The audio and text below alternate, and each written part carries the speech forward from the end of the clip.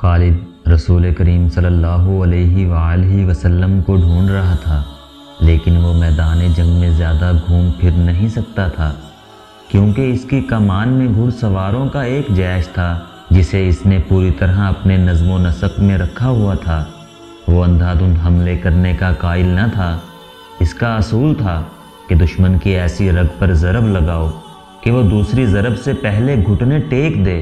آج 4 برس بعد جبکہ وہ تنو تنہا صحرا میں جا رہا تھا، اس کے ذہن میں گھوڑے دوڑ رہے تھے، اسے تیر کمانوں کے زناٹے سنائی دے رہے تھے، اس کے ذہن میں مسلمانوں کے نعرے گونج رہے تھے۔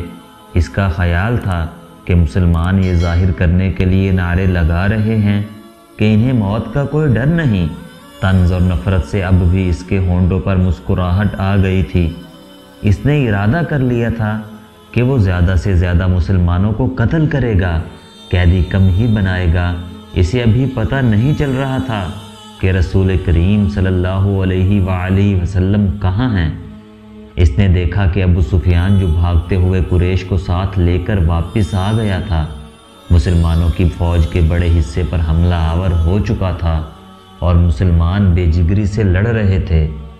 مسلمانوں نے اسے اپنی زندگی کا آخری معرکہ سمجھ کر شجاعت و بے خوفی کے ایسے مظاہرے کیے کہ کثیر تعداد قریش پریشان ہو گئی۔ یہ صورتحال دیکھ کر خالد آگ بگولا ہو گیا۔ اس نے اپنے سواروں کو مسلمانوں پر حلہ بولنے کا حکم دیا۔ اس نے تلوار نیام میں ڈالی اور برچھی ہاتھ میں لے لی۔ اس نے مسلمانوں پر عقب سے حملہ کیا۔ اس نے برچھی سے مسلمانوں کو چن چن کر مارا۔ اس کی برچھی جب کسی مسلمان کے جسم میں داخل ہوتی تو وہ چلا کر کہتا، میں ہوں ابو سلیمان۔ ہر برچھی کے وار کے ساتھ اس کی للکار سنائی دیتی تھی، میں ہوں ابو سلیمان۔ آج 4 برس بعد جب وہ مسلمانوں کے مرکز مدینہ کی جانب جا رہا تھا تو اسے اپنی للکار سنائی دے رہی تھی، میں ہوں ابو سلیمان۔ اسے یاد نہیں آ رہا تھا کہ اس کی برچھی کتنے مسلمانوں کے جسموں میں اتری تھی۔ وہ رسول اللہ صلی اللہ علیہ وآلہ وسلم کو بھول گیا تھا۔ تھوڑی دیر بعد اسے پتہ چلا تھا کہ مسلمان اپنے نبی صلی اللہ علیہ وآلہ وسلم کی کمان سے نکل چکے ہیں اور اکرمہ مسلمانوں کے نبی صلی اللہ علیہ وآلہ وسلم کی طرف چلا گیا ہے۔ حقیقت بھی یہی تھی کہ رسول اللہ صلی اللہ علیہ وآلہ وسلم کی کمان ختم ہو چکی تھی اور معرکے کی صورتحال ایسی ہو گئی تھی کہ آپ صلی اللہ علیہ وآلہ وسلم مسلمانوں کو از سر نو منظم نہیں کر سکتے تھے، لیکن آپ صلی اللہ علیہ وآلہ وسلم اپنے اور اپنے ساتھیوں کی جان بچانے کے لیے میدان جنگ سے نکلنا بھی نہ چاہتے تھے۔ حالانکہ صورتحال ایسی تھی کہ پسپائی کے علاوہ کوئی چارہ نہ تھا، لیکن آپ صلی اللہ علیہ وآلہ وسلم کسی بہترین پوزیشن میں جانے کی کوشش کر رہے تھے۔ آپ صلی اللہ علیہ وآلہ وسلم کو معلوم تھا کہ قریش آپ صلی اللہ علیہ وآلہ وسلم کو ڈھونڈ رہے ہوں گے اور آپ صلی اللہ علیہ وآلہ وسلم کے گروہ پر بڑا شدید حملہ ہوگا۔ آپ صلی اللہ علیہ وآلہ وسلم ایک پہاڑی کی طرف بڑھنے لگے۔ آپ صلی اللہ علیہ وآلہ وسلم کے ساتھیوں نے آپ صلی اللہ علیہ وآلہ وسلم کو اپنے حلقے میں لے رکھا تھا۔ آپ صلی اللہ علیہ وآلہ وسلم تھوڑی ہی دور گئے ہوں گے کہ اکرمہ نے اپنے گھڑ سواروں سے آپ صلی اللہ علیہ وآلہ وسلم پر حملہ کر دیا۔ قریش کے ایک پیادہ جیش کو کسی طرح پتہ چل گیا کہ رسول کریم صلی اللہ علیہ وآلہ وسلم پر اکرمہ نے حملہ کر دیا ہے، تو قریش کا یہ پیادہ جیش بھی آپ صلی اللہ علیہ وآلہ وسلم کے گروہ پر ٹوٹ پڑا۔ آپ صلی اللہ علیہ وآلہ وسلم اور آپ صلی اللہ علیہ وآلہ وسلم کے کسی بھی ساتھی کے بچ نکلنے کا سوال ہی ختم ہو گیا تھا۔ آپ صلی اللہ علیہ وآلہ وسلم کے 30 ساتھیوں اور ان 2 خواتین جو آپ صلی اللہ علیہ وآلہ وسلم کے ساتھ تھیں، آپ صلی اللہ علیہ وآلہ وسلم کے گرد گوشت پوست کی دیوار کھڑی کر دی۔ خالد کو یاد آ رہا تھا کہ رسول خدا صلی اللہ علیہ وآلہ وسلم جسمانی طاقت کے لحاظ سے بھی مشہور تھے۔ اس کا سب سے بڑا ثبوت یہ تھا کہ آپ صلی اللہ علیہ وآلہ وسلم نے عرب کے مانے ہوئے پہلوان رکانہ کو 3 بار اٹھا کے پٹخا تھا۔ اب میدان جنگ میں ان کی طاقت کے ایک اور مظاہرے کا وقت آ گیا تھا۔ گوشت پوست کی دیوار جو آپ صلی اللہ علیہ وآلہ وسلم کے فدائین نے آپ صلی اللہ علیہ وآلہ وسلم کے گرد کھڑی کر دی تھی، اسے آپ صلی اللہ علیہ وآلہ وسلم نے خود توڑا۔ آپ صلی اللہ علیہ وآلہ وسلم کے ہاتھ میں کمان تھی، ترکش میں تیر بھی تھے۔ اس وقت خالد مسلمانوں کے بڑے حصے میں الجھا ہوا تھا۔ اسے جب بعد میں بتایا گیا تھا کہ جب رسول اللہ صلی اللہ علیہ وآلہ وسلم اور ان کے 30 ساتھیوں اور 2 عورتیں قریش کے گھڑ سواروں اور پیادوں کے مقابلے میں جم گئے تھے، تو خالد نے بڑی مشکل سے یقین کیا تھا۔ اس نے ایک بار پھر کہا تھا کہ یہ طاقت جسمانی نہیں ہو سکتی، یہ کوئی اور ہی طاقت ہے۔ اس وقت سے ایک سوال اسے پریشان کر رہا تھا کہ کیا عقیدہ طاقت بن سکتا ہے؟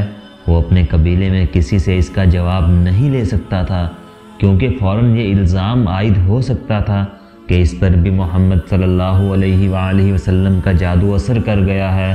آج وہ یہی سوال اپنے ذہن میں لیے مدینے کی طرف جا رہا تھا۔ احد کی پہاڑی افق سے اوپر اٹھائی تھی۔ 4 برس پرانی یادیں اسے پھر اسی پہاڑی کے دامن میں لے گئیں جہاں اسے اپنا ہی نام سنائی دے رہا تھا، ابو سلیمان، ابو سلیمان۔ وہ اپنے تصور میں دیکھنے لگا، ان 30 آدمیوں اور 2 عورتوں نے اتنے سارے گھڑ سواروں اور پیادوں کا مقابلہ کس طرح کیا ہوگا؟ رسول کریم صلی اللہ علیہ وآلہ وسلم نے اپنے دستے مبارک سے تیر برسائے۔ آپ صلی اللہ علیہ وآلہ وسلم کے ساتھی بڑھ چڑھ کر آپ صلی اللہ علیہ وآلہ وسلم کو اپنے حلقے میں لیے ہوئے تھے۔ ایک مورخ کی تحریر کے مطابق آپ اپنے گرد حلقے کو بار بار توڑتے، جدھر سے دشمن ان کی طرف بڑھتا اس پر تیر چلاتے۔ آپ صلی اللہ علیہ وآلہ وسلم کی جسمانی طاقت عام انسان کے مقابلے میں کہیں زیادہ تھی۔ آپ صلی اللہ علیہ وآلہ وسلم کمان کو اس قدر زور سے کھینچتے تھے کہ آپ صلی اللہ علیہ وآلہ وسلم کا چھوڑا ہوا تیر جس جسم میں لگتا تھا، تیر کی نوک اس جسم کے دوسری طرف نکل جاتی تھی۔ آپ صلی اللہ علیہ وآلہ وسلم نے اس قدر تیر چلائے تھے۔ ایک تیر چلانے کے لیے آپ صلی اللہ علیہ وآلہ وسلم نے کمان کو کھینچا تو کمان ٹوٹ گئی۔ آپ صلی اللہ علیہ وآلہ وسلم نے اپنے ترکش میں بچے ہوئے تیر سعد بن ابی وقاص کو دے دیے۔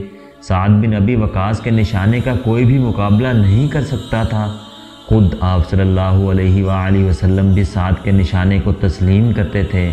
ادھر مسلمان ابو سفیان اور خالد کے ہاتھوں کٹ رہے تھے اور خون کا آخری قطرہ بہہ جانے تک مقابلہ کر رہے تھے۔ ادھر آپ صلی اللہ علیہ وآلہ وسلم کے 30 فدائین اور 2 خواتین کی بے جگری کا یہ عالم تھا، جیسے ان کے جسم نہیں ان کی روحیں لڑ رہی ہوں۔ مشہور مورخ طبری لکھتا ہے کہ ایک مسلمان نے بیک وقت 4-5 قریش کا مقابلہ کیا۔ ان کا انداز ایسا دہشتناک تھا کہ قریش پیچھے ہٹ جاتے تھے یا ان پر حملہ کرنے والا اکیلا مسلمان زخموں سے چور ہو کر گر پڑتا تھا۔ قریش نے جب رسول اکرم صلی اللہ علیہ وآلہ وسلم کے فدائین کی شجاعت کا یہ عالم دیکھا تو کچھ پیچھے ہٹ کر ان پر تیروں کے ساتھ ساتھ پتھر بھی برسانے لگے۔ اس کے ساتھ ہی قریش کے چند ایک گھڑ سوار سرپٹ گھوڑے دوڑاتے آپ صلی اللہ علیہ وآلہ وسلم پر حملہ آور ہوئے، لیکن آپ صلی اللہ علیہ وآلہ وسلم کے ساتھیوں کے تیر ان کے جسموں میں اتر کر انہیں واپس چلے جانے پر مجبور کر دیتے تھے۔ اس صورتحال سے بچنے کے لیے قریش نے چاروں طرف سے تیروں اور پتھروں کا مینہ برسا دیا۔ خالد کو اکرمہ نے بتایا تھا کہ ابو دجانہ محمد صلی اللہ علیہ وآلہ وسلم کے آگے جا کھڑے ہوئے، ان کی پیٹھ دشمن کی طرف تھی۔ ابو دجانہ بیک وقت 2 کام کر رہے تھے، ایک یہ کہ وہ اپنے تیر سعد بن ابی وقاص کو دیتے جا رہے تھے اور سعد بڑی تیزی سے تیر برسا رہے تھے۔ اس کے ساتھ ہی ابو دجانہ محمد صلی اللہ علیہ وآلہ وسلم کو تیروں سے بچانے کی کوشش کر رہے تھے۔ تیروں اور پتھروں کی بارش میں کوئی نہ دیکھ سکا کہ ابو دجانہ کس حال میں ہیں۔ جب ابو دجانہ گر پڑے تو اس وقت دیکھا کہ ان کی پیٹھ میں اتنے تیر اتر گئے تھے کہ ان کی پیٹھ خار پشت کی پیٹھ لگ رہی تھی۔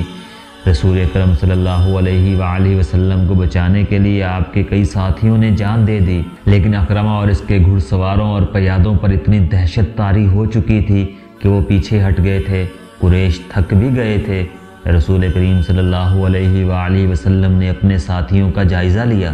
ہر طرف خون ہی خون تھا، لیکن زخمیوں کو اٹھانے اور مرہم پٹی کرنے کا موقع نہ تھا۔ دشمن ایک اور حلہ بولنے کے لیے پیچھے ہٹا تھا۔